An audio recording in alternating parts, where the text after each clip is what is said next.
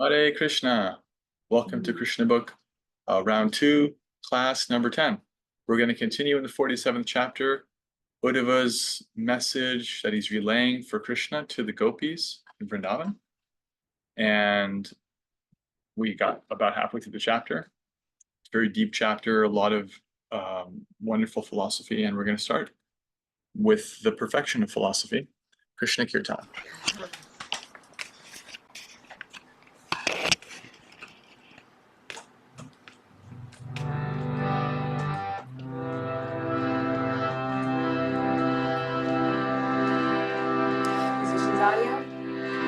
Take a deep breath in together as we land here in Sangha, spiritual community.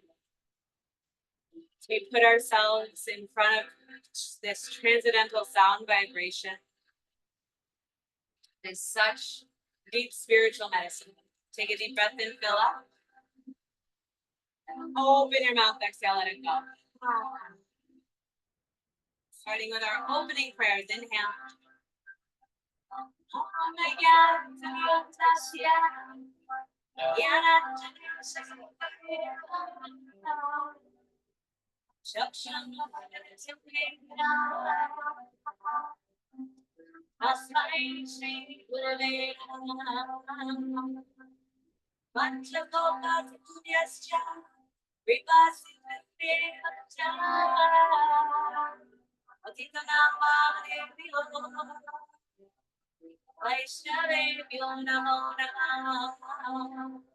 Jaya Shri Krishna Chaitanya Prabhu Nityananda Shri Advaita Gadadhara Shri Vasari Gaura Bhakta Hare Krishna Krishna Krishna Hare Hare Hare Rama Rama Hare Hare.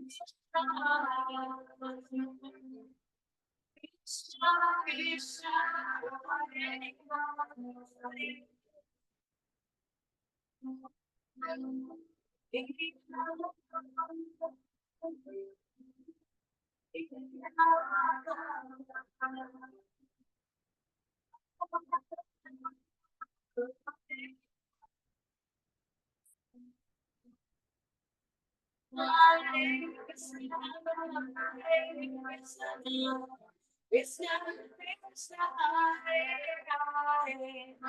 Hare Rama, Hare Rama, Rama Rama, Hare Hare, Hare Krishna, Hare Krishna. Krishna Krishna, Hare Hare, Hare Rama, Hare Rama, Hare Hare Krishna, Hare Krishna, Krishna Krishna, Hare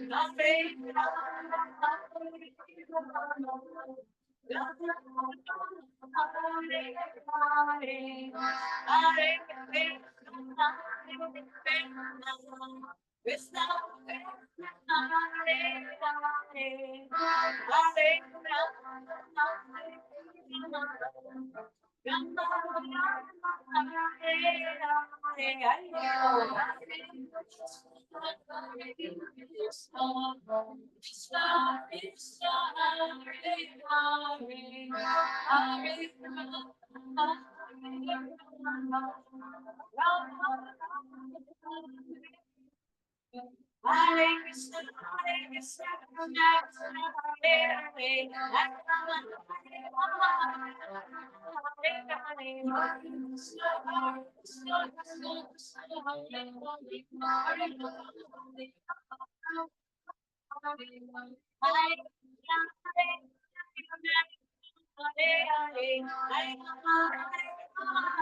Hare, Hare Krishna, Hare Krishna, Krishna Krishna, Hare Hare, Hare Rama, Hare all together. Hare Krishna, Hare Krishna, Krishna Krishna, Hare Hare, Hare Rama. Two more. Hare Krishna, Hare Krishna, Krishna Krishna, Hare Hare, Hare Rama, Hare Rama, Hare Hare. Hare Krishna, Hare Krishna, Krishna Krishna, Hare Hare, Hare Rama, Hare Rama, Hare Hare. Shri Chaitanya Mahaprabhu ki jai. Shri Gaura Nitai ki jai. Arnab Sankirtan ki jai. Krishna Bhagavan ki jai. Rampatya Sandhmiran ki jai. Shastra Study Group ki jai. Hari Hari Bol.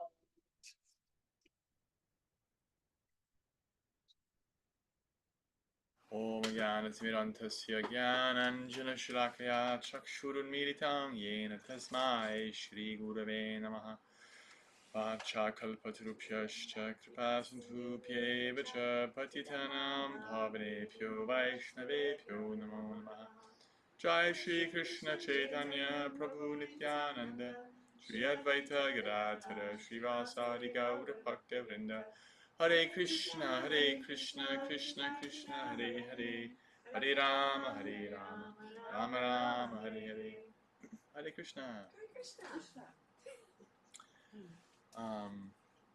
Lord Chaitanya's been freshly garlanded.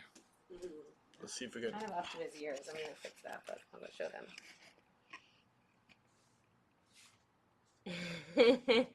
He's got flowers up to his ears. Ganesh. Shiva. Shamya. So we've been hearing this message of Krishna for the gopis from via Uddhava and Srila Prabhupada, and I really appreciated Rini's comment in the chat. She was saying like just how Uddhava's message was a message of reconnection. Of course, the gopis aren't conditioned souls, but she was expressing appreciation for Kishori and I, and just like the the way that devotees help each other to remember, So even at the stage of like pure devotees, although they don't need the help, the gopis are appreciating the opportunity to remember Krishna more and more. And we find that when devotees get together, even like really advanced devotees, what do? They just remind each other. They just like talk to each other about Krishna. We were just talking about that during Flower Seva. Oh, there it is. Flower Garden Seva. So, and Uddhava's an advanced devotee, the gopis are advanced devotees, and they're receiving from each other. In the Bhagavad Gita, chapter 10, Krishna talks about this. He says, this is verse 9, Mad chitta mad gata prana bodhyantav parasparam katayantash chamang nityang tushanti cha ramanti cha. He says that my devotees, they're always thinking of me, they dedicate their life to me, and they're always enlightening each other. Bodhyanta parasparam. They're mutually enlightening each other about me. And they're always talking this way. Katayantash. They're sharing kata. Tushanticha ramanticha. And they become satisfied and joyful because of that process. So there's a way in which every devotee has a certain realization of Krishna. And because he's infinite, and we're not, their realization is actually unique. So we're here to hear from Srila Prabhupada and from Uddhava and Shukadeva Goswami, the Bhagavatam, and we're also reflecting. That's why these, like, you can call them classes, but like these little get-togethers are the way they are, because if I'm just talking, it's not as good as everyone sharing. So thank you, Rini, for that contribution, and let's get any more contributions of anything that stood out, anything that sticks out now that you heard or read from this section before we continue it.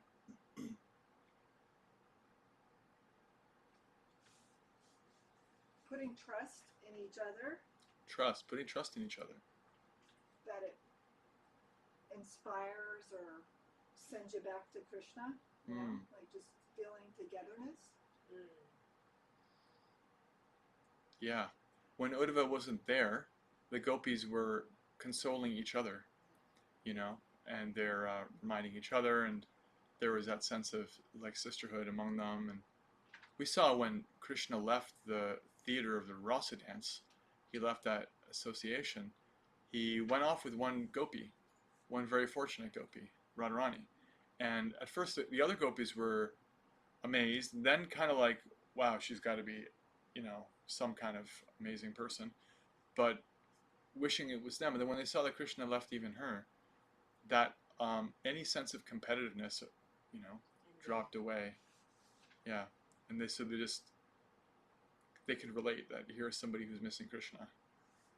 So that trust, Prabhupada writes in his commentary in the 4th verse of the Nectar of Instruction that to share these 6 loving exchanges is the reason why we have created ISKCON. It is the purpose of our society.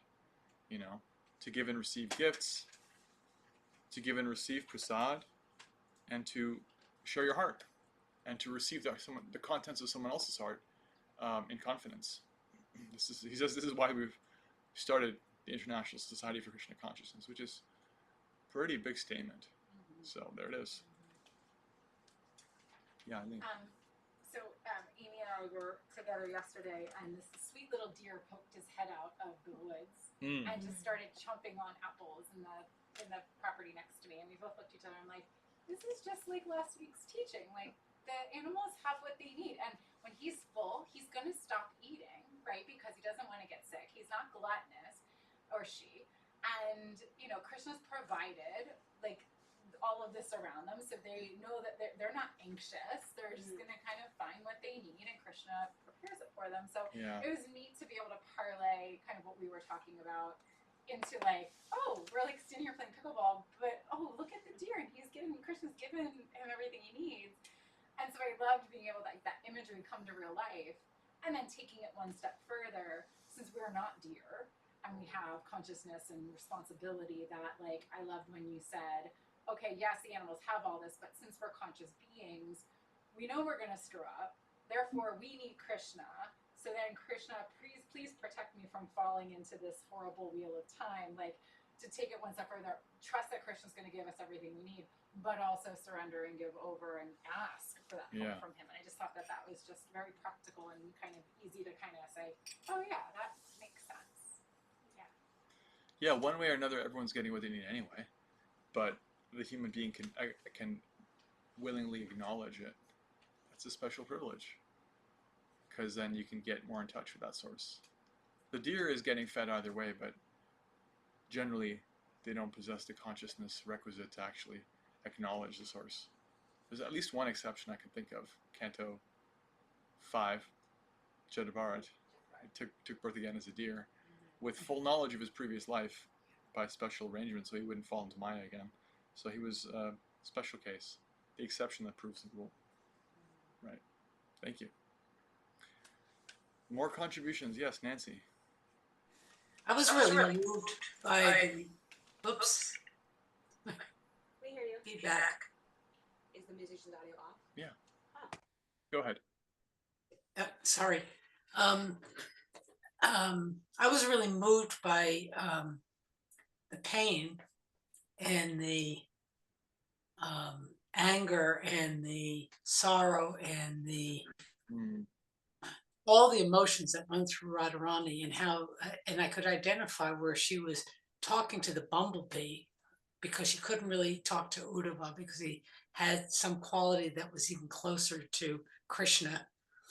And she didn't want to give in to that. She was still, I'm talking to the bumblebee here and I'm telling him, he's left me, and, and he's probably having a great time over there in Mathura and all those women, boy, oh boy, it could, and I could get such a sense. It was so human, the way that, and Tanya had mentioned it about this sort of coming to this place of grief, but it was also, there's something else that was very sweet about it, like with the bumblebee. So I just thought that was lovely. Thank you. It's a very deep conversation. It's one-sided conversation she's having.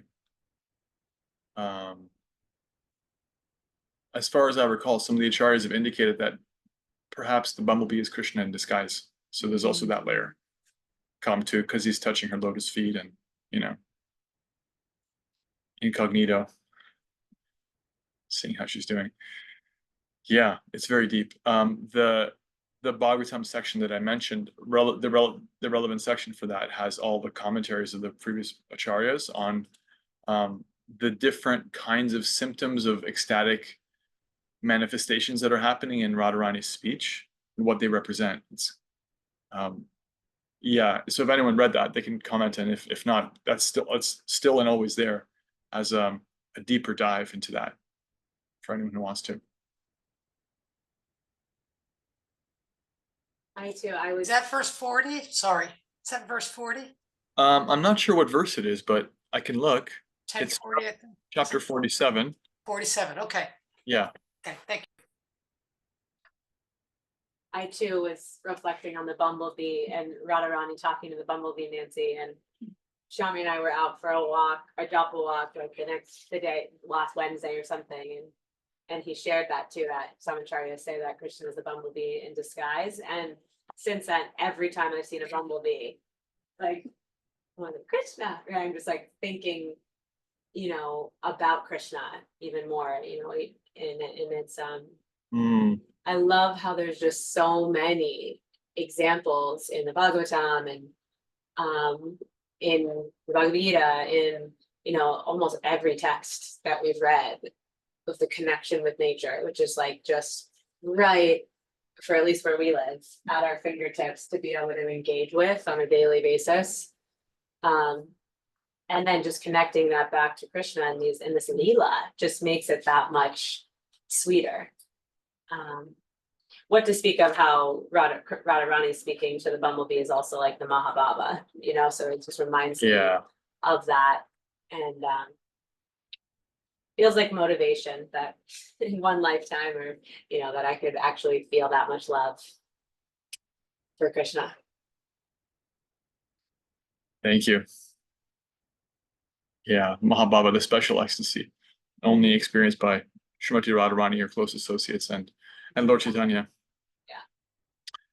And we get a taste, a drop of that. Just by reading. Yeah, any other reflections before we continue? Okay. Krishna Krishna Krishna Krishna Krishna Krishna Krishna Hey. Krishna Krishna Krishna Krishna Krishna Krishna Krishna Hey. Krishna Krishna Krishna Krishna Krishna Krishna Rakshama. Krishna Krishna Krishna Krishna Krishna Krishna Pahimam. Rama Rakshava Rama Rakshava Rama Rakshava Rakshama. Krishna Keshava, Krishna Keshava, Krishna Keshava, Pahimam. Jai Krishna Book. Uddhava continued reading Krishna's message. This is, I think, where we left off. We're about halfway through the chapter. We're in the So in the purple cover, it's on page 344. It's the beginning of a paragraph. It says Uddhava continued reading Krishna's message. in chapter 47. Chapter 47. Quote, nothing is separate from me. The whole cosmic manifestation is resting on me and is not separate from me. Before the creation, I was existing. This is confirmed in the Vedic literature. Eko Vainarayana Asina Brahma Nishanaha. Before creation, there was only Narayana. There was no Brahma and no Shiva. The whole cosmic manifestation is manipulated by the three modes of material nature. It is said that Brahma, the incarnation of the quality of passion, created this universe. But Brahma is the secondary creator. The original creator is Narayana. This is confirmed by Shankaracharya. Narayana Paro Vyaktat. Narayana is transcendental, beyond this cosmic creation. In this way, nothing within this cosmic manifestation is separate from Krishna, although Krishna's original form is not visible in everything. Krishna creates, maintains, and annihilates the whole cosmic manifestation by expanding himself in different incarnations. Everything is Krishna and everything depends on Krishna, but he is not perceived in the material energy, and therefore it is called Maya, or illusion. In the spiritual energy, however, Krishna is perceived at every step, in all circumstances. This perfectional stage of understanding is represented by the gopis. As Krishna is always aloof from the cosmic manifestation, although it is completely dependent on him, so a living entity is also completely aloof from his material conditioned life, although the material body has developed on the basis of spiritual existence. In the Bhagavad Gita, the whole cosmic manifestation is accepted as the mother of the living entities, and Krishna is the father.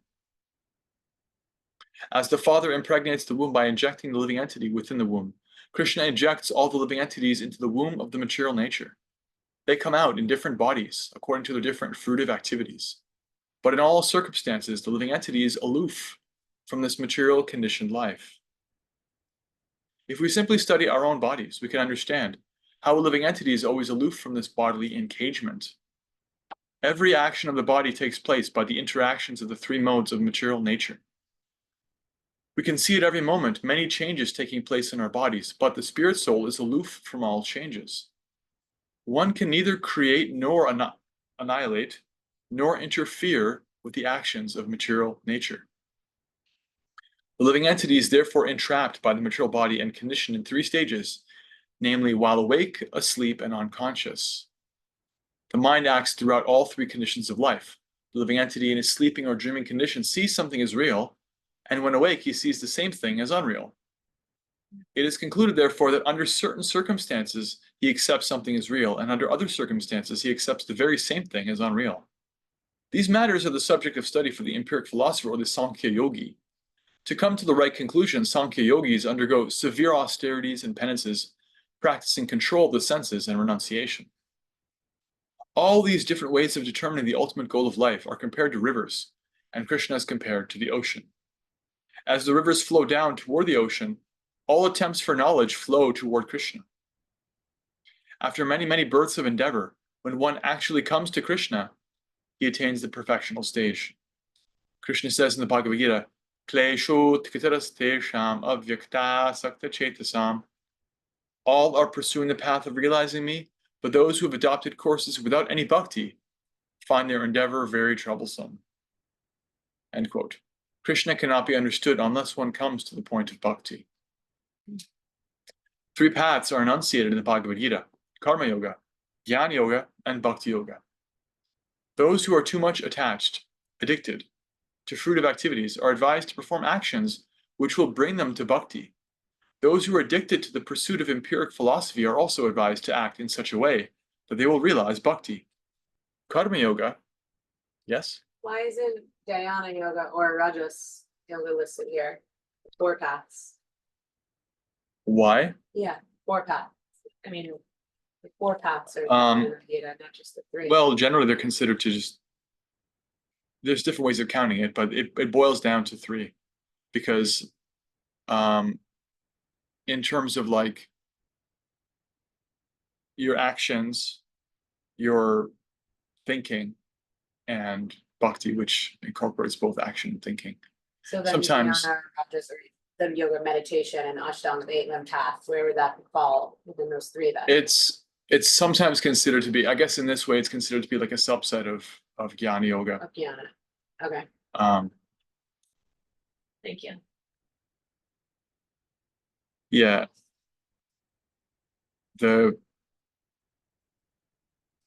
It's a form of Jnana Yoga, you could say, that qualifies one for the super soul realization, rather than just Brahman realization. Thank you. Those who are addicted to the pursuit of empiric philosophy are also advised to act in such a way that they will realize bhakti. Karma yoga is therefore different from ordinary karma, and Jnana yoga is different from ordinary jnana. Ultimately, as stated by the Lord in the Bhagavad Gita, Bhaktya mam apijanati. Only through execution of devotional service can one understand Krishna. The perfectional stage of devotional service was achieved by the gopis because they did not care to know anything but Krishna. It is confirmed in the Vedas, kasmin upagavo vijnate sarvam idam vijnatam bhavatiti. This means that simply by knowing Krishna, one automatically acquires all other knowledge. Uddhava continued reading Krishna's message. Transcendental knowledge of the Absolute is no longer necessary for you. You were accustomed to loving me from the very beginning of your lives. End quote. Knowledge of the Absolute Truth is specifically required for persons who want liberation from material existence, but one who has attained love for Krishna is already on the platform of liberation. As stated in the Bhagavad Gita, anyone engaged in unalloyed devotional service is to be considered situated on the transcendental platform of liberation. The gopis did not actually feel any pangs of material existence, but they felt the separation of Krishna. Krishna therefore said, "My dear gopis, to increase your super excellent love for me, I have purposely separated myself from you, so that you may be in constant meditation on me." The gopis are in the perfectional stage of meditation. Yogis are generally more fond of meditating than of executing devotional service to the Lord, but they do not know that the perfection of the yoga system is the attainment of devotion. This constant meditation on Krishna by the gopis is confirmed in the Bhagavad Gita to be the topmost yoga. Krishna knew very well the psychology of women. When a woman's beloved is away, she thinks of him more in meditation than when he is present before her. Krishna wanted to teach through the behavior of the gopis that one who is constantly entranced like the gopis surely attains his lotus feet.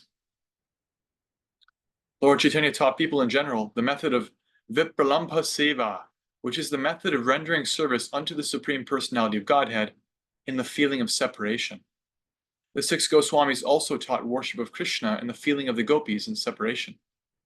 The prayers composed by Srinivasa Acharya by the Goswamis explain these matters very clearly. Srinivasa Acharya said that the Goswamis were always absorbed in the ocean of transcendental feelings, in the mood of the gopis. When they lived in Vrindavan, they were searching for Krishna, crying, "Where are you, Krishna?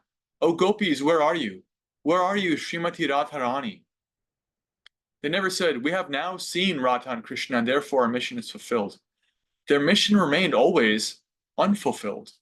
They never met Radha and Krishna. Krishna reminded the gopis that at the time of the Rasa dance, those gopis who could not join him for the Rasa Lila gave up their bodies simply by thinking of him. Absorption in Krishna consciousness by feeling separation is thus the quickest method for attainment to the lotus feet of Krishna. I'll read that again. Absorption in Krishna consciousness by feeling separation is thus the quickest method for attainment of the lotus feet of Krishna. By the personal statement of Krishna, the gopis were convinced about the strength of feelings of separation. They were actually experiencing the supernatural method of Krishna worship, and were much relieved by understanding that Krishna was not away from them, but always with them. The gopis therefore received Uddhava very happily and began to speak as follows. We have heard that King Kamsa, who was always a source of trouble for the Yadu dynasty, has now been killed. This is good news for us. We hope therefore that the members of the Yadu dynasty are very happy in the association of Krishna, who can fulfill all the desires of his devotees. My dear Uddhava, kindly let us know whether Krishna sometimes thinks of us, while in the midst of the highly enlightened society girls in Mathura. We know that the women and girls in Mathura are not village women. They are enlightened and beautiful. Their bashful, smiling glances and other feminine features must be very pleasing to Krishna. We know very well that Krishna is always fond of the behavior of beautiful women. It seems, therefore, that he has been entrapped by the women of Mathura. My dear Uddhava, will you kindly let us know if Krishna sometimes remembers us, while in the midst of other women? Another gopi inquired, does he remember that night in the midst of kumuda flowers and moonlight, when Vrindavana became exceedingly beautiful? Krishna was dancing with us, and the atmosphere was surcharged with the sound of footbells. We exchanged pleasing conversation then. Does he remember that particular night? We remember that night, and we feel separation. Separation from Krishna makes us agitated, as if there were fire in our bodies. Does he propose to come back to Vrindavana to extinguish that fire, just as a cloud appears in the sky to extinguish a forest fire by its downpour? Another gopi said, Krishna has killed his enemy, and he has victoriously achieved the kingdom of Kamsa. Maybe he is married with the king's daughter by this time, and living happily among his kinsmen and friends. Therefore, why should he come to this village of Vrindavan? Another gopi said, Krishna is the Supreme Personality of Godhead, the husband of the goddess of fortune, and he is self-sufficient. He has no business either with us, the girls in the Vrindavan forest, or with the city girls in Mathura. He is the great super soul. He has nothing to do with any of us, either here or there. Another gopi said, it is an unreasonable hope for us to expect Krishna to come back to Vrindavana. We should try instead to be happy in disappointment. Even Pingala, the great prostitute, said that disappointment is the greatest pleasure. We all know these things, but it is very difficult for us to give up the expectation of Krishna's coming back. Who can forget a solitary conversation with Krishna, on whose chest the goddess of fortune always remains, in spite of Krishna's not desiring her? My dear Uddhava, Vrindavan is the land of rivers, forests, and cows. Here the vibration of the flute was heard, and Krishna, along with his elder brother Sri Balaram, enjoyed the atmosphere in our company. Thus, the environment of Vrindavan constantly reminds us of Krishna and Balaram. On the land of Vrindavan are the impressions of his footprints, the residence of the goddess of fortune, and because of such signs, we cannot forget Krishna. The gopis further expressed that Vrindavan was still full of all opulence and good fortune. There was no scarcity or want in Vrindavan, as far as material necessities were concerned. But in spite of such opulence, they could not forget Krishna and Balaram. We constantly remember various attractive features of beautiful Krishna, his walking, his smiling, his joking words. We have all become lost by the dealings of Krishna, and it is impossible for us to forget him. We always pray to him, exclaiming, Dear Lord, dear husband of the goddess of fortune, dear Lord of Vrindavan and deliverer of the distressed devotees, we have now fallen and merged into an ocean of distress. Please, therefore, come back to Vrindavan and deliver us from this pitiable condition. Uddhava minutely studied the transcendental abnormal condition of the gopis and their separation from Krishna, and he thought it wise to repeat again and again all the pastimes they had enjoyed with him. Materialistic persons are always burning in a blazing fire of material miseries. The gopis were burning in a transcendental blazing fire due to separation from Krishna. The blazing fire exasperating the gopis, however, is different from the fire of the material world. The gopis constantly wanted the association of Krishna, whereas materialistic persons constantly want the advantage of material comforts. It is stated by Vishwanath Chakravarti Thakur that Krishna saved the cowherd boys from the blazing forest fire within a second, while their eyes were closed. Similarly, Uddhava advised the gopis that they could be saved from the fire of separation by closing their eyes and meditating on the activities of Krishna from the very beginning of their association with him. From the outside, the gopis could visualize all the pastimes of Krishna by hearing the descriptions of Uddhava, and from within they could remember those pastimes. from the instructions of Uddhava, the gopis can understand that Krishna was not separate from them. As they were constantly thinking of Krishna, Krishna was also thinking of them constantly at Mathura. Uddhava's messages and instructions saved the gopis from immediate death, and the gopis acknowledged the benediction from Uddhava. Uddhava practically acted as the preceptor, spiritual master of the gopis, and in return they worshipped him as they would worship Krishna. It is recommended in authoritative scriptures that the spiritual master be worshipped on the level of the Supreme Personality of Godhead because of being his very confidential servitor. And it is accepted by great authorities that the spiritual master is the external manifestation of Krishna. The gopis were relieved from their transcendental burning condition by realizing that Krishna was with them. Internally, they remembered his association within their hearts. And externally, Uddhava helped them associate with Krishna by his conclusive instructions. The Supreme Personality of Godhead is described in the scriptures as Atokshaja, which indicates that he is beyond the perception of all material senses. Although beyond the material senses, he is present in everyone's heart. At the same time, he is present everywhere by his all-pervasive feature of Brahman. One can realize all three transcendental features of the absolute truth: Bhagavan, the personality of Godhead; Paramatma, the localized supersoul; and the all-pervasive Brahman, simply by studying the condition of the gopis in their meeting with Uddhava, as described in Srimad Bhagavatam. It is said by Srinivasa Acharya that the 6 Goswamis were always merged in thoughts of the activities of the gopis. Chaitanya Mahaprabhu has also recommended the gopis as method of worshipping the Supreme Personality of Godhead as super excellent. Super excellent. Srila Shukadeva Goswami has also recommended that anyone who hears from the right source about the dealings of the gopis with Krishna and who follows the instructions laid down by the previous acharyas will be elevated to the topmost position of devotional service and be able to give up the lust of material enjoyment. It's a famous verse.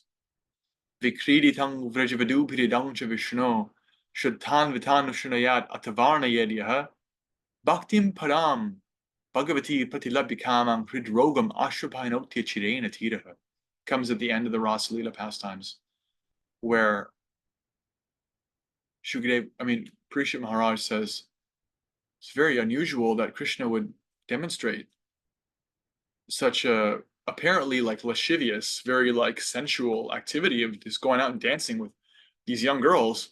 And Shukadeva Goswami says, well, as you know, because Parikshit understood, but he didn't want there to be a controversy. Shukadeva says it is a complete spiritual activity, and it's so pure that if it's heard properly from authorities, it actually will eradicate all material desire, including but not limited to sexual desire in the heart, by hearing it properly from authority.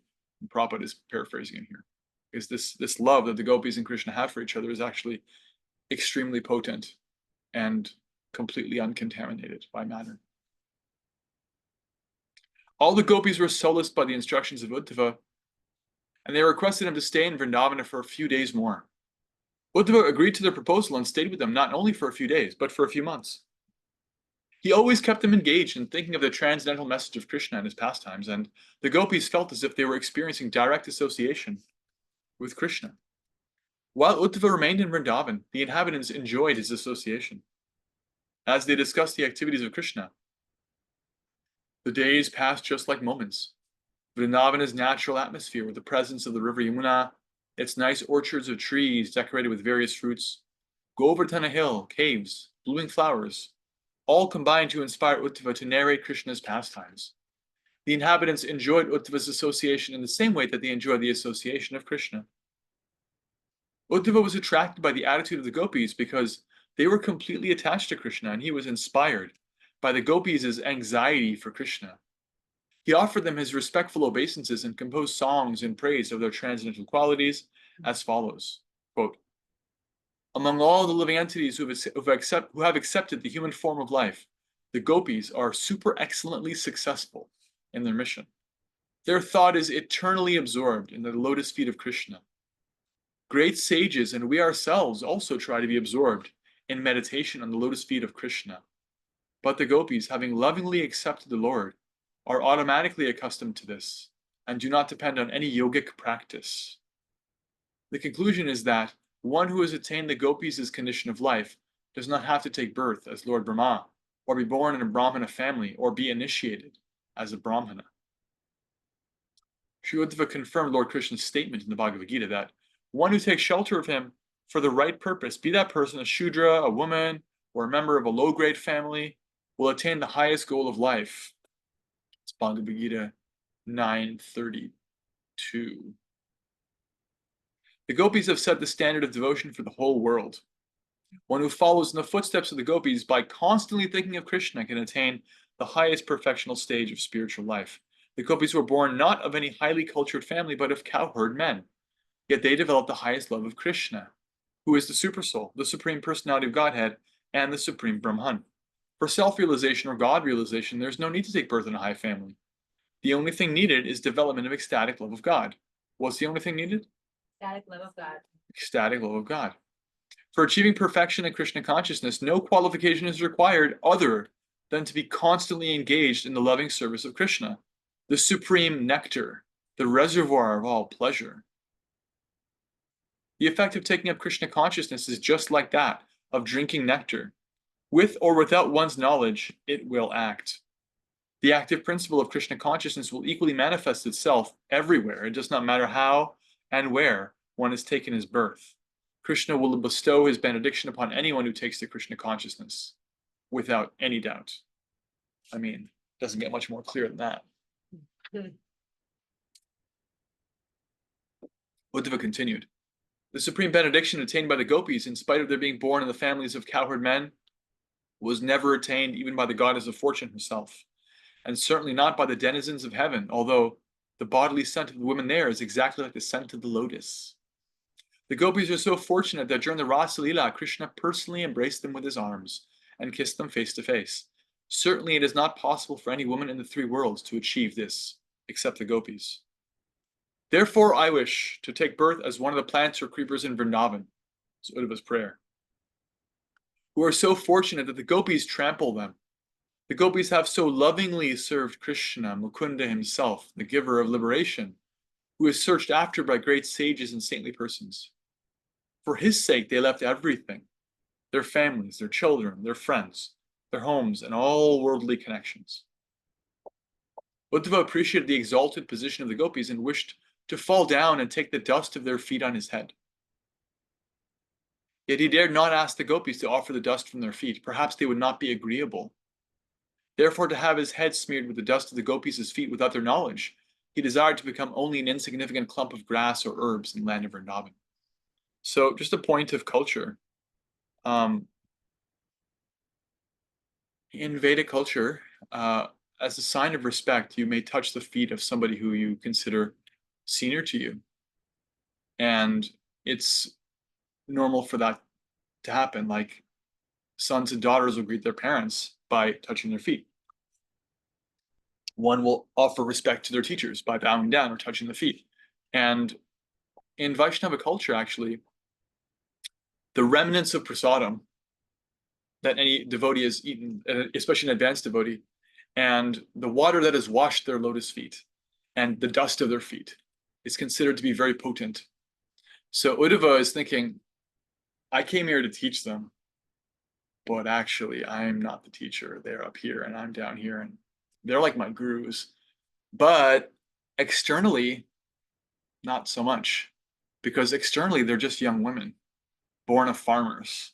And he's like this incredible Brahman whose spiritual master is the spiritual master of the demigods, Brihaspati. He's a great genius. He's like materially more advanced than them, right? But so he thought, if I ask them for their dust, they won't give it. So better I take birth as a plant. And then whether they want to or not, they'll walk all over my head. And I will get the benediction of the possibility of loving Krishna like they do. He's humbling himself. Yeah, he's become very humbled by this experience. Although at first he thought he was going to go and teach them, now he's realized who's teaching whom.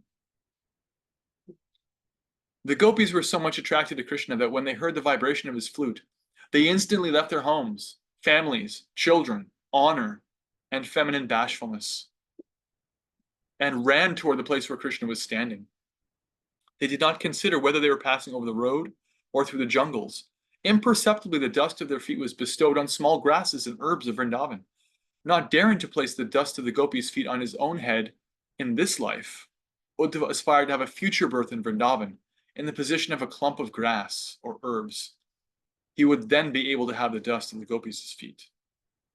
Uddhava appreciated the extraordinary fortune of the gopis, who were relieved of all material pangs and anxieties by placing on their beautiful high breasts the lotus feet of Krishna, which are worshipped not only by the goddess of fortune, but by such exalted demigods as Brahma and Lord Shiva, and which great yogis meditate upon within their hearts. Thus Uddhava prayed to be constantly honored by the dust from the lotus feet of the gopis, whose chanting of Lord Krishna's transcendental pastimes has become celebrated all over the three worlds. After living in Vrindavan for some time, Uddhava desired to go back to Krishna, and he begged permission to leave from Nanda Maharaj and Yashoda. He had a farewell meeting with the gopis, and taking permission from them also, he mounted his chariot to start for Mathura. When Uddhava was about to leave, all the inhabitants of Vrindavan, headed by Maharaj Nanda and Yashoda, came to bid him goodbye and presented him with various kinds of valuable goods secured in Vrindavan. They expressed their feelings with tears in their eyes due to intense attachment for Krishna. All of them desired a benediction from Uddhava. They desired to always remember the glorious activities of Krishna and wanted their minds to be always fixed upon his lotus feet, their words to be always engaged in glorifying him, and their bodies to be always engaged in bowing down as they constantly remembered him. This prayer of the inhabitants of Vrindavan is a super excellent type of self-realization. The method is very simple. To fix the mind always on the lotus feet of Krishna, to talk always of Krishna without passing on to any other subject matter, and to engage the body in Krishna's service constantly. Especially in this human form of life, one should engage their life, resources, words, and intelligence for the service of the Lord. Only such activities can elevate a human being to the highest level of perfection. This is the verdict of all authorities. The inhabitants of Vrindavan said, "By the will of the Supreme Authority and according to the results of our own work, we may take our birth anywhere. It doesn't matter where we are born. But our only prayer is that we may simply be engaged in Krishna consciousness." A pure devotee of Lord Krishna never desires to be promoted to the heavenly planets, or even to Vaikuntha, or Goloka Vrindavan, because they have no desire for their own personal satisfaction. A pure devotee regards heaven and hell to be on an equal level. Without Krishna, heaven is hell, and with Krishna, hell is heaven. When Uddhava had been fully honored and worshipped by the pure devotees of Vrindavan, he returned to Mathura and to his master, Krishna. After offering respects, by bowing down before Lord Krishna and Balaram, he described the wonderful devotional life of the inhabitants of Vrindavana. Then he presented to Vasudeva, Krishna's father, and Ugrasena, Krishna's grandfather, all the gifts given by the inhabitants of Vrindavan.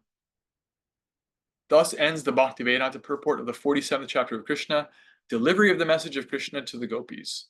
Hari Bol. Hari Bol. Jai. Any comments? I like that without Krishna, heaven is hell, and with Krishna, hell is heaven. Yeah. That is so different than what I, Without Krishna, heaven is hell. Yeah. With Krishna, hell is heaven. yeah. It takes away the fear of hell, and Yeah. Krishna is love. Krishna is available everywhere. Pretty heavy. Yeah, I mean, even insofar as our heavenly and hellish lokas, they only exist as a place to burn off good karma and bad karma, respectively. They're still part of the material world. They're not actually the spiritual world or some kind of inescapable nether region. They're just, I mean, even in this world, we have relatively hellish and relatively heavenly places and situations. I mean, anyone been to Hawaii? It's kind of heavenly. You can just chill on the beach and like Yeah. coconuts are right there. You can just live on a coconut, like sit there. You know, it's pretty heavenly. It's not exactly a heavenly planet. You don't live for thousands of years, but it's relatively more comfortable. But if there's no Krishna, no bueno. No good. More comments, questions, reflections before we go to chapter 48. Nancy.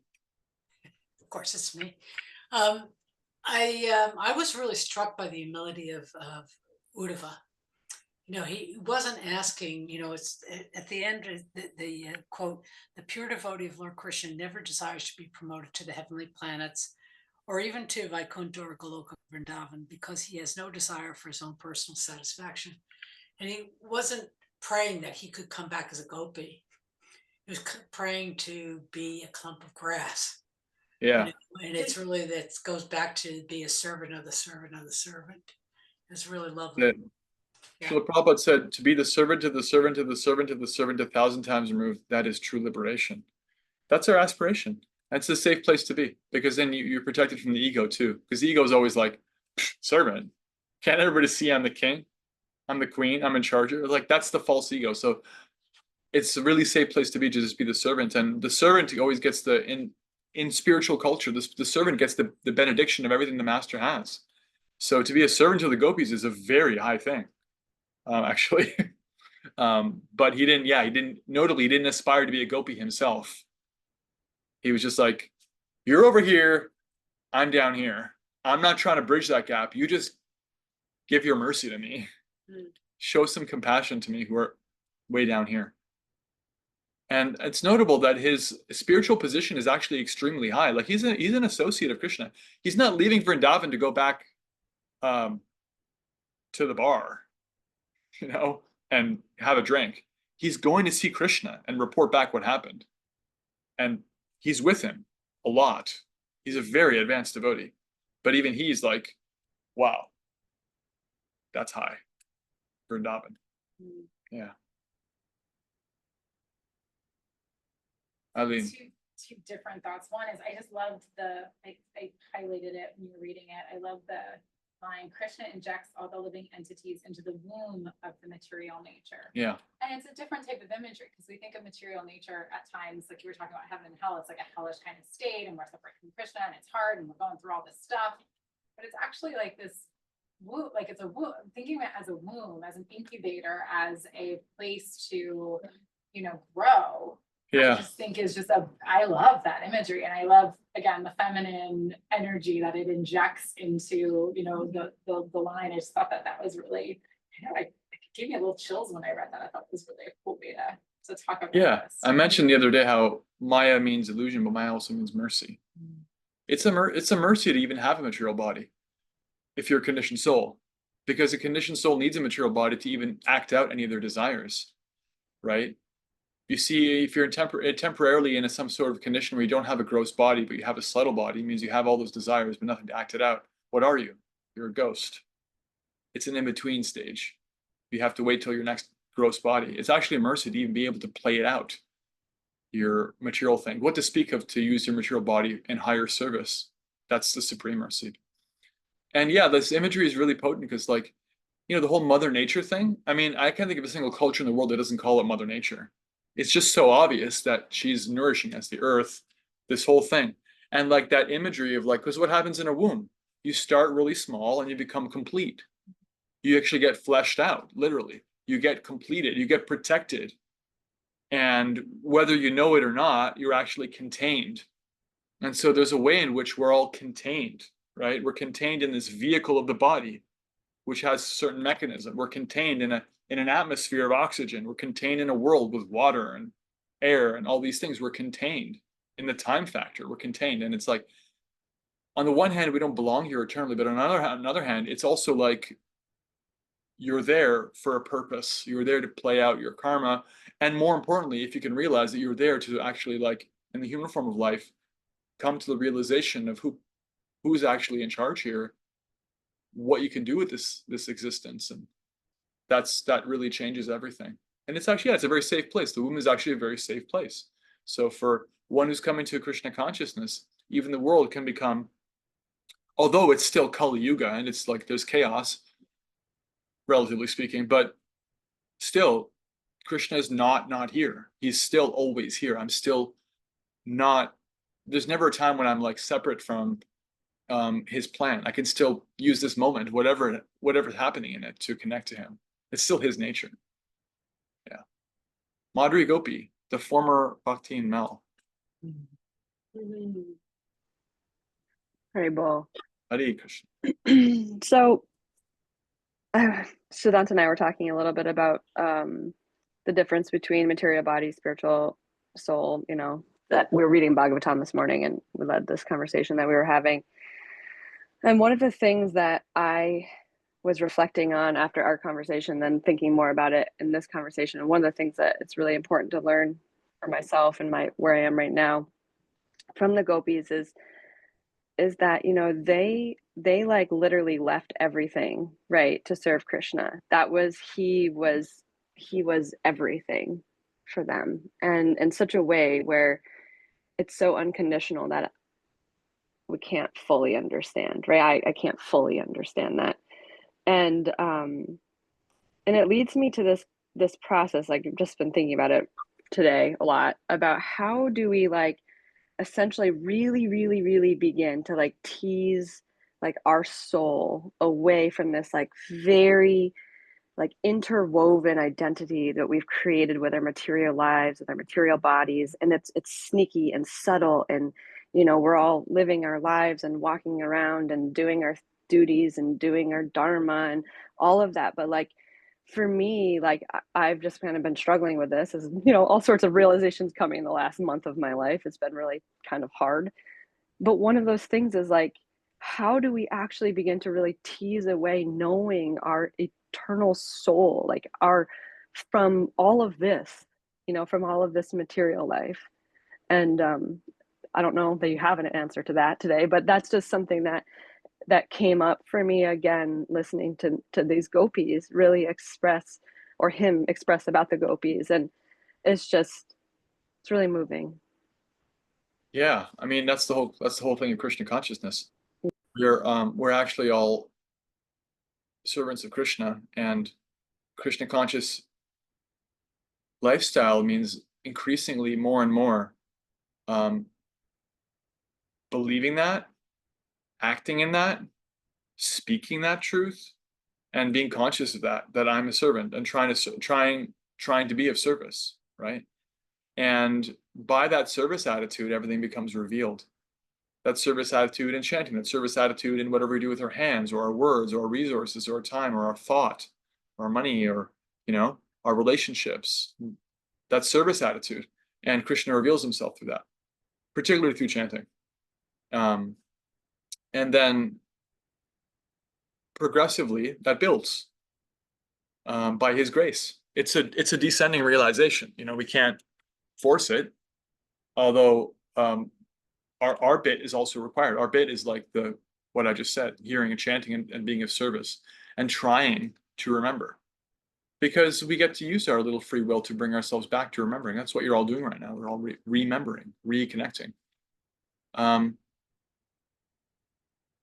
Yeah, there's an art and a science in any individual devotee's life. There's an arc, how they increase their service, you know, to the holy name. They increase their service to the deities. They increase the service to their community, to their spiritual master. There's just different ways that looks under guidance. You can understand that more and more. But it's a good idea in general to never stop moving forward, because the material energy doesn't stop. That's her role. That's her thankless job. It's not like we get to a point where we're like, okay, finally got there. Yeah, I'm liberated. Check it out, y'all. I'm in. No, that's a trap. You know, so just always moving forward, always active, always dynamic, taking chances in Krishna consciousness, taking risks. I'm speaking to myself, really, as much as anybody. But that's the formula. I think it goes back to what you opened with, and what we were talking about doing flowers, is that like where you can control it, right? Like, you're a mom, like you're not ditching your child in the woods and running to a cave and going to meditate, like, but what can you control, right? You can control who you're associating with, and we were talking about, like, it's not just association in classes, but it's friendships, and it's developing deep relationships with people, because that's how we're conditioned as humans, is these relationships. So devotee relationships and guru relationship are so powerful because we have these things that we are kind of, we have to do as maybe husband, wife, parent. So the more we can use our like free will to choose the things that we can control and Yeah. then focus on Krishna, like the better that helps us, I think, because it's really hard. Yeah, spiritualizing. Dovetailing. Prabhupada likes to use. Yeah. More reflections before chapter 40. Question. Yeah, Tanya. I'm sorry. And I'm Never be sorry. well, I'm distracted by something that I just want to understand, and I don't know if you have an answer for this, but throughout the literature, especially in this book, when they talk about the gopis, they talk about women in general, there's a lot of reference to breasts, you know, thin waist, round breasts, or heavy breasts, and I'm wondering, like, why, right? So is it a like a reverence to the female, the fact that we're creators? Is it some kind of respect? It just seems, it's just distracting to me, to be honest. And I just want to ask the question. I may not be the only one that's ever thought that when we read those. Yeah. Well, it's a good question. I mean, want to ask it. the reference in this chapter we just read that I recall was something about Uddhava saying that the gopis were completely purified because they took the dust of Krishna's feet and placed it on their breasts. Yes. And Beautiful. I can say, like, culturally speaking, the position of for example, I'll give you this example. You may know, like in traditional Vaishnava culture, men, when they pay obeisances, may pay what's called dandava. They like lie down completely on the ground, right? Right. Stick fully on the ground. Women will often do what's called panchango, like knees, elbows, hands, and the head, right? Which keeps the upper body kind of up. You know what I'm saying? Yes. You can all picture that, right? And the reason for that etiquette, although notably in the early days of ISKCON, the women just flat on the ground too, until, I guess when Prabhupada brought everyone to India and kind of these refinements started to come in. The way it's been explained to me is that Krishna has such reverence for the position of the mother, which is not a biological function, by the way. It doesn't mean you have to have kids to be a mother. It's the feminine energy. Right. And that the breasts are representative of that. That part of the body are representative of that. That to have them on the ground, anything on the ground is like, it's like low. It's like I'm humbling, I'm debasing, I'm putting it low. Krishna doesn't want that because for him, that's a very high position, that motherhood energy. That's how it was explained to me. So instead of having them flat on the ground, they're not. That's the subtle understanding of that. So perhaps there is a call back here in these references to like the way that these are all aspects of Krishna's Shakti. And they're actually like feminine paragons. They're part of his spiritual energy. They're part of the spiritual divine feminine. The breast could be an aspect, like a reference point, a touchstone to like that kind of understanding. That's a bit of like a stretch in the sense that I haven't heard that anywhere, but it would stand up with how we understand Krishna views women or the feminine. I mean, after all, Krishna is completely intoxicated by Radharani. These are not normal females. These are his own spiritual energy, right? So their bodies are also spiritual as much as his body is spiritual. Like we're hearing about his beautiful eyes and his hair and his lotus feet and his glance and his eyebrows and this and that, right? They're all spiritual. Well, the gopis' bodies are also spiritual too. So everything about them, their feet, their kneecaps, so like everything is spiritual, right? So there's perhaps a certain sensuality to it, but even that is not a material thing, right? They're all very beautiful women, we know that, but they're none of them material identities. They're not material bodies, they're not material forms. So even the reference to breasts would be taken in that light, Hope that helps. Yeah. And I've been sitting on the question for weeks, maybe months. So I just decided today's the day. Why not? Hope Thank that helps. One thing it reminds me of, your question, which is a good question, is the like when you read these pastimes, especially in the 10th canto, it maybe doesn't come up as much in the Krishna book, but if you read the verse by verse in the Bhagavatam, you'll see there's a lot of subtlety and nuance to how people communicate with their eyebrows, which in modern culture, we've lost that. We don't have that so much, but Krishna is always doing things with his eyebrows, and the gopis are looking like sidelong glances. There's like a lot of like little subtleties to the face. And the verse says like their eyelashes and their eyebrows moved and this just so, and who even knows what that means, but there's a certain language and a certain nuance there. So this is also part of that spiritual culture that we're not so refined anymore. So who knows, a reference to this body part, that body part, there's a certain subtlety, a certain culture to it that I can't say. With my background and my coarseness of character, I cannot say. But Vaishnav culture is a very refined, very subtle culture. So it's certainly not arbitrary. There's a certain way in which it's expressing something. So, when I read about these movements of the eyebrows, I was like, okay, I don't know what's going on here, but clearly they've got like a little mini language among themselves that I'm not privy to, right? So it's kind of like, I think how you're thinking when you hear these references to this part of the anatomy or that part of the anatomy. It's like, okay, something's going on here. I'm not, it's whoosh. So maybe the commentary of the acharyas would give more, as it usually does. So something to look for in your next read through with the Bhagavatam or what have you. Thanks Okay. again. Yeah, chapter 48. Let's see if we can finish this chapter. Possibly. Krishna pleases his devotees. What an auspicious title for a chapter. For days together, Krishna heard from Uddhava all the details of his visit to Vrindavan, especially the condition of his father and mother and of the gopis and the cowherd boys. Lord Krishna was fully satisfied that Uddhava was able to solace them by his instructions and by the message delivered to them. Lord Krishna then decided to go to the house of Kubja, the hunchback woman who had pleased him by offering him sandalwood pulp when he was entering the city of Mathura. As stated in the Bhagavad Gita, Krishna always tries to please his devotees as much as the devotees try to please Krishna. As the devotees always think of Krishna within their hearts, Krishna also thinks of his devotees within himself.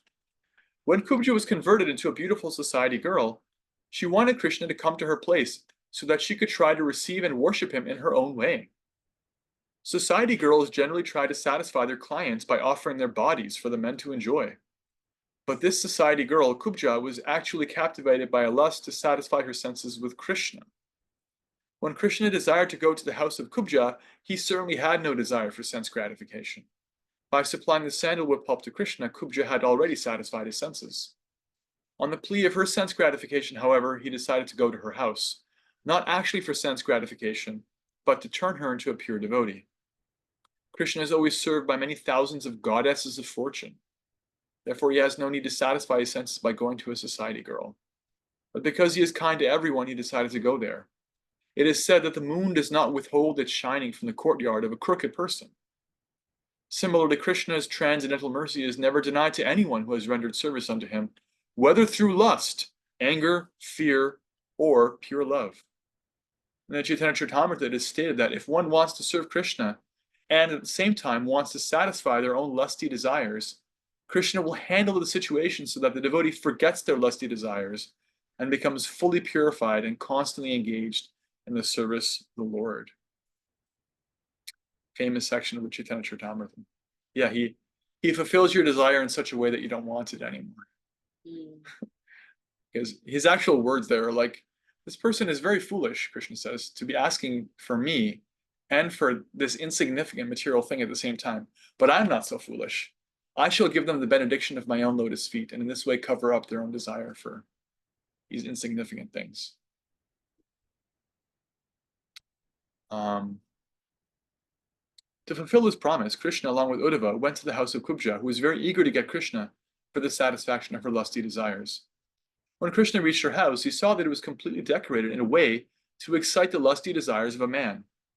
This suggests that there were many nude pictures, on top of which were canopies and flags embroidered with pearl necklaces, along with comfortable beds and cushioned chairs.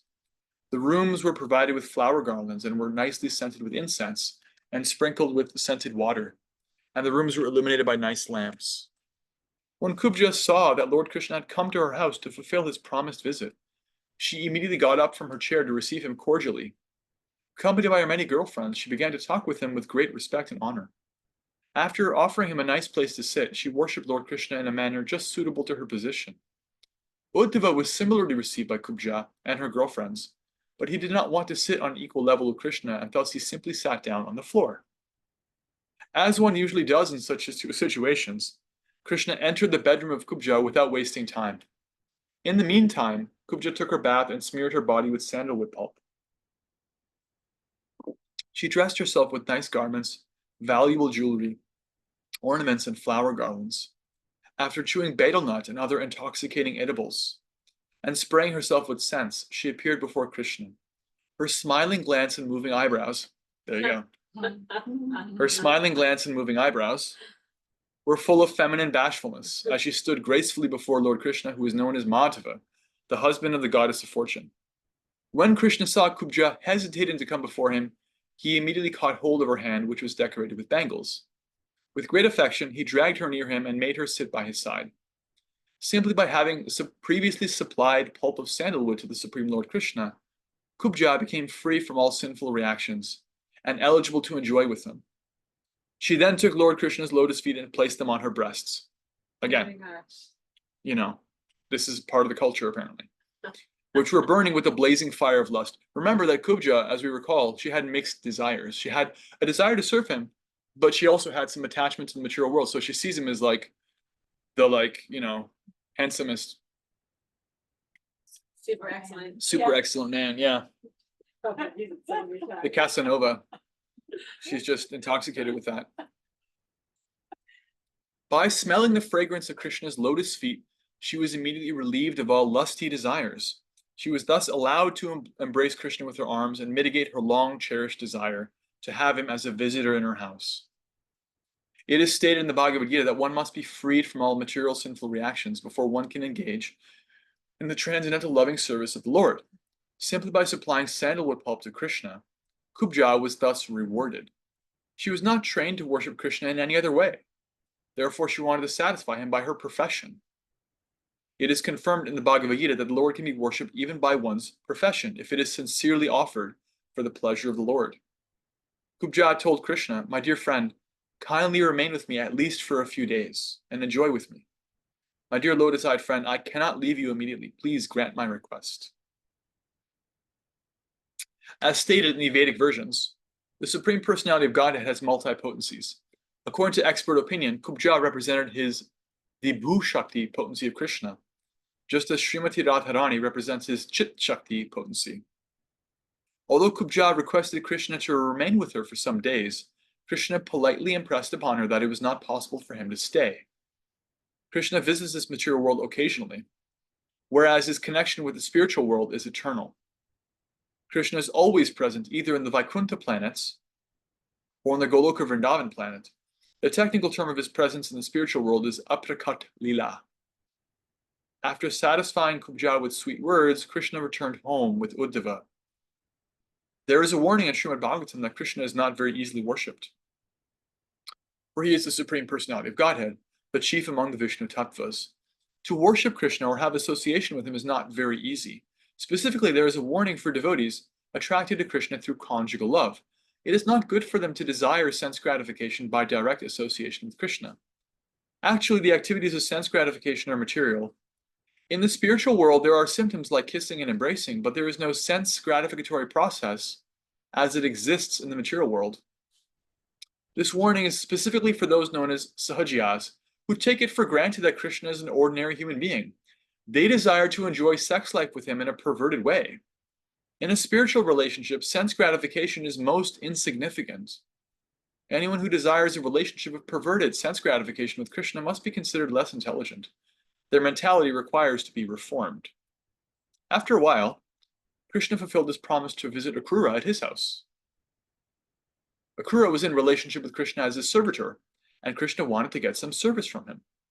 He went there accompanied by Lord Balaram and Uddhava. When Krishna, Balaram, and Uddhava approached the house of Akrura, Akrura came forward, embraced Uddhava, and offered respectful obeisances, bowing down before Lord Krishna and Balaram. Krishna, Balaram, and Uddhava offered him obeisances in turn and were offered appropriate sitting places. When all were comfortably seated, Akrura washed their feet and sprinkled the water on his head. Again, humbling yourself. He's washing their feet, putting the water that's washed their feet on his own head, dripping it. That's a sign of humbling oneself. Then he offered nice clothing, flowers, and sandalwood pulp in regular worship. All three of them were very satisfied by Akrura's behavior. Akrura then bowed down before Krishna, putting his head on the ground. Then, placing Krishna's lotus feet on his lap, Akrura gently began to massage them. When Akrura was fully satisfied in the presence of Krishna and Balaram, his eyes filled with tears of love for Krishna, and he began to offer his prayers as follows. My dear Lord Krishna and Balaram, it is very kind of you to have killed Kamsa and his associates. That's his old master, remember? Yeah. You have delivered the whole family of the Yadu dynasty from the greatest calamity. The Yadus will always remember your saving of their great dynasty. My dear Lord Krishna and Balaram, both of you are the original personality from whom everything has emanated, the original cause of all causes. You have inconceivable energy and you are all pervasive. There is no cause and effect, gross or subtle, but you. You are the Supreme Brahman realized through the study of the Vedas. By your inconceivable energy, you are actually visible before us. You create this cosmic manifestation by your own potencies, and you enter into it yourself. As the five material elements, earth, water, fire, air, and sky, are distributed in everything manifested by different kinds of bodies, so you alone enter the various bodies created by your own energy. You enter the body as the individual soul, and independently as the supersoul. End quote. It is confirmed in the Bhagavad Gita that the material body is created by Krishna's inferior energy, that the living entities, the individual souls, are his parts and parcels, and that the supersoul is his localized representation. Thus, while the material body, the living entity, and the supersoul constitute an individual living being, originally they are all different energies of the one Supreme Lord. Akrura continued. In the material world, you create, maintain, and dissolve the whole manifestation by the interactions of the three material qualities, namely goodness, passion, and ignorance. But you are not implicated in the activities of those material qualities. For your supreme knowledge is never overcome like the knowledge of the individual living entity. The Supreme Lord enters the material cosmos and causes creation, maintenance, and destruction in their due course, whereas the part and parcel living entity enters the material elements and has his material body created for him. The difference between the living entity and the Lord is that the living entity is part and parcel of the Supreme Lord and has a tendency to be overcome by the interactions of the material qualities. Krishna, the Pada Brahman, or the Supreme Brahman, being always situated in full knowledge, is never overcome by such activities. Therefore, Krishna is called Achyuta, meaning he who never falls down. Krishna's knowledge of his spiritual identity is never overcome by material action. Whereas, the minute part and parcel living entities are prone to forget their spiritual identity due to material action. The individual living entities are eternally part and parcel of God, minute sparks of the original fire, Krishna. As sparks are prone to be extinguished but not the blazing fire, so the living entities can be overcome by material activities, whereas Krishna never can. Akrura continued, less intelligent men misunderstand your transcendental form to be made of material energy, but that concept is not at all applicable to you. Actually, you are all spiritual, and there's no difference between you and your body. Therefore, there is no question of your being conditioned or liberated. You are ever liberated in any condition of life. As stated in the Bhagavad Gita, only fools and rascals consider you an ordinary man. That's Bhagavad Gita chapter 9, verse 11, 12. 11. To consider your lordship one of us, conditioned by the material nature, is a mistake due to our imperfect knowledge. When people deviate from the original knowledge of the Vedas, they try to identify the ordinary living entities with your lordship, who have appeared on this earth in your original form to reestablish the real knowledge, that the living entities are neither one with nor equal to the Supreme Lord. My dear Lord, you are always situated in uncontaminated goodness, Shuddha Sattva. Your appearance is necessary to reestablish actual Vedic knowledge, as opposed to the atheistic philosophy which tries to establish that God and the living entities are one and the same. My dear Lord Krishna, this time you have appeared in the house of Vasudeva as his son, with your plenary expansion Sri Balarama. Your mission is to kill all the atheistic royal families and destroy their huge military strength. You have advented yourself to minimize the burden of the world, and to fulfill this mission, you have glorified the dynasty of Yadu by appearing as one of its members. My dear Lord, Today my home has been purified by your presence. I have become the most fortunate person in the world, the Supreme Personality of Godhead, who is worshipable by all different kinds of demigods, pitas, kings, emperors, and other living entities, and who is the super soul of everything, has come into my home. The water of his lotus feet purifies the three worlds, and now he has kindly come to my place.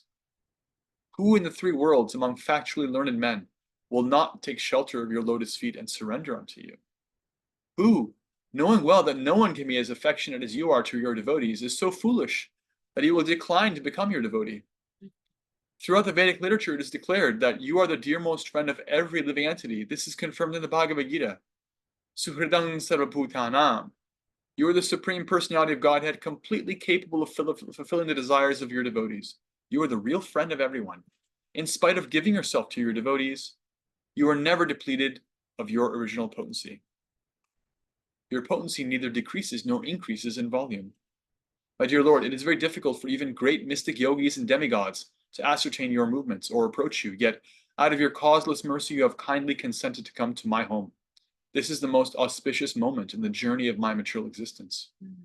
By your grace only, I can now understand that my home, my wife, my children, and my worldly possessions are all bonds to material existence. Please cut the knot and save me from this entanglement of false society, friendship, and love. Lord Krishna was very much pleased by Akrura's offering of prayers. With his smile captivating Akrura more and more, the Lord replied to his submissive devotional statements with the following sweet words. My dear Akrura, in spite of your submissiveness, I consider you my superior. On the level with my father and teacher and most well-wishing friend, you are therefore to be worshipped by me, and since you are my uncle, I am always to be protected by you. I desire you to maintain me, for I am one of your own children. Apart from this filial relationship, an exalted devotee like you is always to be worshipped by everyone. Anyone who desires good fortune must offer his respectful obeisances unto personalities like you, who are greater than the demigods.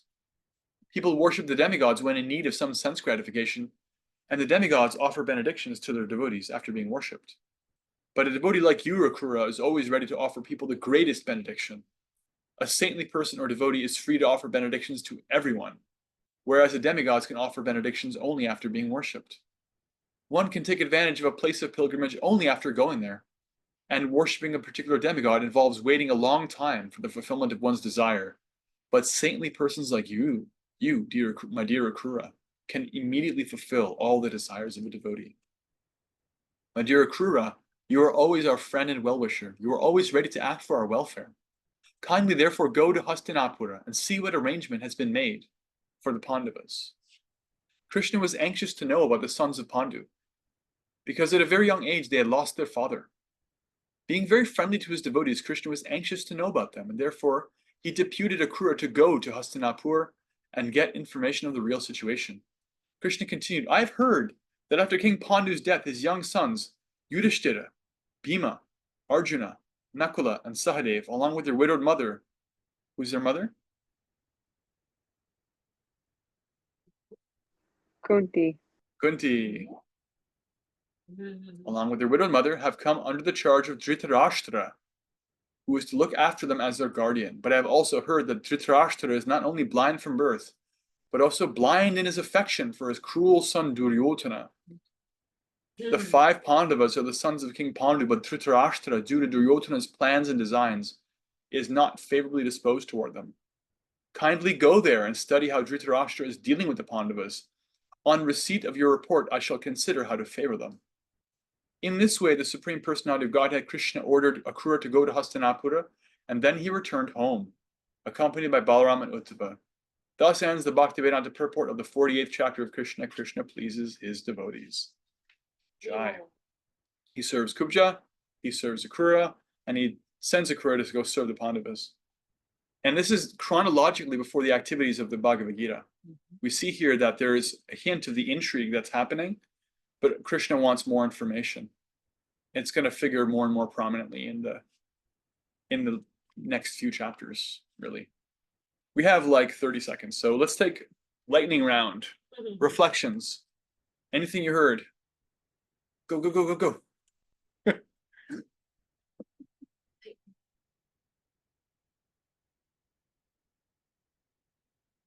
Or not. Let's have one, at least. Service in thought, words, and deeds. Service and thought, words, and deeds. A plus. I love how it was shared that as the devotees always think of Krishna within their hearts, Krishna also thinks of the devotees within himself. Yeah. That the gopis couldn't stop thinking of him, and he was never able to stop thinking of them. A plus. Thank you. I'm also on an A plus. No matter how fallen you are, how material desires will overcome you, thinking of Krishna and serving Krishna can bring you out of them. Jai. A plus. All right. We did it. Srila Prabhupada ki jai. Yeah. Shri Krishna Book ki jai. Yeah. Krishna pleasing his devotees ki jai. Vanchakalpatarubhyascha kripasindhubhyev cha patitanam pavanebhyo vaishnavebhyo namo namaha. Haribo. So please read chapter 48 and the rest of 47. And you can read forward if you want to. And please reflect on these pastimes. You can share maybe, how Krishna pleases his devotees, how he reciprocates, how he's always thinking of them. Anything about Kubja, Krura, the Pandavas, like Arjuna, the gopis. Om Tat Sat, Hare Krishna. Thank you. Special thank you to our YouTube crowd. You also mentioned that Rukmini Devi is going to be here Yeah. Thursday, and we'll have a Zoom option.